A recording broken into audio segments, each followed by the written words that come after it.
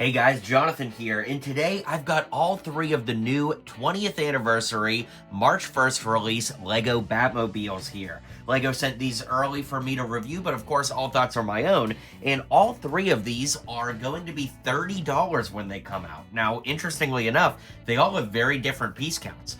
The BvS Batmobile has 220 pieces, the Batman Batmobile has 330 pieces, actually the largest piece count here, and the Batman and Robin Batmobile has 272 pieces, and this is the first time we've ever gotten a Batmobile from that movie, which is quite cool. Whereas the BvS and the Batman, of course, are remakes of previous Batmobile models. Now, all three of these are very, very cool. I will say, we've gotten a lot of Batmobiles over the years, and I would like to see some other DC superheroes represented, but of course, keep in mind that these are for the 20th anniversary of LEGO Batman, so they certainly make sense in the context they're being released. It's just, man, more Batmobiles. But all of them have some really cool things going on. I'm excited to show them to you, so let's go ahead and jump right into it. So the first Batmobile is the 220-piece Batman vs. Superman Batmobile. Of course, we get a brand new exclusive minifigure with all three of these sets. We'll look at him after the Batmobile, actually, but it's also worth pointing out how you can use the instructions for this to redeem the gold code in the game. So, you know how instructions have the QR code? I'm covering mine because I'm going to need it for my game redemption, but you can actually unlock a golden version of the Batmobile that you get the set for if you scan the QR code and then go ahead and sign up and claim your code. Then, of course, that is unlocked in the LEGO Batman Legacy of the Dark Knight video game. So as you get these Batmobiles, be sure to keep your instructions for when the game comes out, because you can unlock a golden version of each of these to play as in-game, which is quite cool. Now, of course, the Batmobile itself is a dark bluish gray color scheme, and I'm going to do a full comparison video here soon, but that's the original version, which of course was all black. So this one is quite different by comparison, but the comparison video should be its own thing here, well, probably later today, if not tomorrow. That being said, this one is really interesting, using a lot of newer pieces with these long kind of angled pieces here that really help build this out and give it a lot of neat shaping. We have the machine gun up front, which is quite cool. It can turn and actually position, which is nice. And even the way that the Technic pieces are used to build out and over the wheels, especially in the front, are pretty interesting. Very minimal stickers on this one, and the windscreen is actually printed, which is cool. Then, of course, we can lift it up, and there's a 20 years of LEGO Batman printed tile underneath the seat. And the minifigure actually fits in quite easily, which I'll show you here in a second. But the only other significant stickers are on those control panels on the inside, which look pretty good. And in this case, Batman just kind of slides in, and then you can close him inside very easily like that. The back is very nice with all of the angling and positioning of the pieces. So really, it's just a very solid build. Again, I think you get your money's worth on all of these at $30. And even with this one having the lowest piece count, it's definitely still pretty nice. Then, of course, we get a new Armored Batman minifigure. We did get one for BvS back in 2016 when the movie came out, but we haven't had one since, and I know a lot of people are going to be excited about that, especially since this one has printing on the torso, whereas the original did have printing, don't get me wrong, but it was covered up by that big bulky armor. We'll look at that again in the comparison video here soon. Well, that figure didn't come with the other Batmobile, ironically, but we'll throw it in there for the comparison. Anyways, we get the Bucky Barnes head. Yes, this is the head used on the Winter Soldier in the Civil War airport battle set, as baffling as that decision was. But it actually works pretty decent with the angry face here for Ben Affleck's head. But I do have to admit, I think that the smirk side, I guess it works, but it's not that great. I really like the shoulder armor piece we get here, and the cape is humongous. It actually, extends further out than the figure. I don't recall the cape being that long and flowy in the movie, but it does work pretty well here. And we get this back printing as well. So we'll go ahead and reassemble the figure, and overall, I do like it quite a bit, but that flowy cape is an interesting choice, and I think that there are probably better head choices as well, but ultimately, once the cowl goes on, it does work out pretty well. Also, having the white eyes inside the cowl of this one is a very, very nice touch for how his eyes light up in the film, so I like that quite a bit, and with that, we'll keep moving on. Up next, we have the 272-piece Batman and Robin Batmobile, and of course, we'll look at the minifig on his own after we look at the Batmobile, but this one is very, very nice. It is our first time ever getting it in Lego form. It is the most sticker-heavy of the three Batmobiles today, with all four wheels getting their unique Bat logos there. Both sides have this long sticker here. We have stickers on the front, and we have stickers inside on the control panel. And of course, this Batmobile is unique because it doesn't really have like a significant windshield or anything, and Batman just kind of sits in there like that.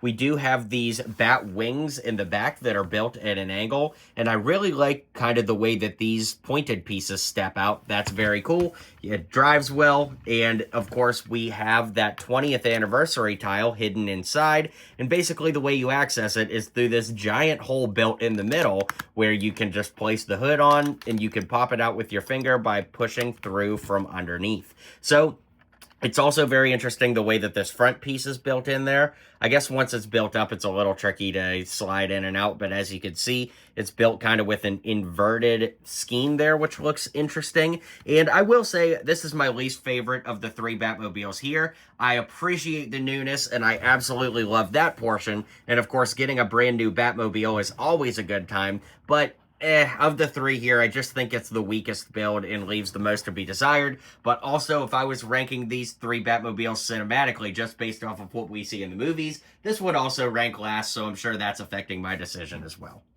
I think it's basically unanimous that the Batman and Robin minifig here is probably the best of the three, just in terms of print quality and detail. I mean, this is the first time we've ever gotten this suit represented in minifigure form, which is unique, but it's also one of the only Batman cowls ever to have printing on the cowl. As you guys know, as fellow collectors, that is exceptionally rare to see, and that is really cool. Underneath, we get that same regular old Batman head that's been used on Shang-Chi. That's where it debuted in the superheroes theme, but underneath, we do get some great printing there as well. The cape is a single hole cape with the sponge texture, which is an interesting call, but overall, not too bad. I do think it is the best of the three figures here, as I said, and it's definitely nice to get this after all these years. And finally, we have the Batman Batmobile, which looks absolutely awesome and is so rugged. This one has 330 pieces, and just like the others, is $30. So you can see it has the 8-wide stud capacity here, so it's built like a Speed Champions in a lot of ways, and it looks really, really phenomenal. Now, we can actually lift out this front engine block here, and underneath, you guessed it, there's the 20 years of Lego Batman stamp hidden in there. That is a printed piece, by the way. I don't think that I've mentioned that, but when we put the engine block back in, you can see we've got two stickers on the side, a very nice 6x6 flat tile here that's actually kind of like a matte color. It's usually been kind of scratchy, but now it's like a nice flat piece. We can lift that up to see the interior where there's seating for exactly one minifigure, and oh, I suppose we could seat him in there now. You can see we've got some stickers on the dashboard with some really great detail there that I like a lot. And of course, Batman can go ahead and fit in there perfectly. I really like the angling of the front on this. In fact, the angling of the whole thing where it's slightly built at a slope is very cool. I love the big rugged tires. Those look great as well. And we have some stickers on the hubcaps of those tires, but the only other thing to talk about is the block engine built in the back, which looks really, really great. And overall, I absolutely love this Batmobile. I think it might be my favorite one here. I'm not exactly sure. I really got to live with them a little bit more, but I don't know. It's tough to say. They're all really, really special, but I don't know. The thing is, this one isn't super necessarily needed because, you know, we did just get it for the Batman just a number of years ago, but it is nice for the 20th anniversary to get another one, and with it being the main Batmobile in the game, you know, that's really cool too. But you know what? The more I play with them, I actually think the BvS one is probably my favorite. It's just really cool. We haven't had it in 10 years, and of course, it's now the 20th anniversary of Lego Batman, so it celebrates the anniversary really well. It's a pretty unique Batmobile overall, and I think it just feels kind of the most militaristic in a way. You know, you've got these blasters hidden on the side, you've got this one here. It just feels most emblematic of the movie it's trying to represent, whereas this one feels like a blend of the movie and the video game. And of course, I'm going to do a more thorough comparison here soon, but when you look at the original version next to it, it's just smaller than the original version. You may like that more or less, but the original version did have 2 seats in it, so, you know, they both have their merit, but I think the more I live with them, I really do think the BvS one probably comes out on top for me. And we get the Batman armor to take a look at, finally, and this one is extra special because this is the main story armor in the Legacy of the Dark Knight Lego Batman video game coming out later this year. So for all intents and purposes, this figure is actually more than just the Batman suit. It's the video game suit as well. And with that, Lego gave him dual molded legs, the only figure here to have that distinction. And of course, we get an incredible print on those legs as well as the hips. If we lift up the mask, we get a really great head underneath. Looks awesome for Batman. We also get a great print beneath the cape too with the utility belt and all kinds of great detail there. And of course that cowl that I don't know if it works particularly well for Robert Pattinson Batman, but remember this is just as much Robert Pattinson as it is the video game version, so it does kind of allow for the rules to be bent a bit.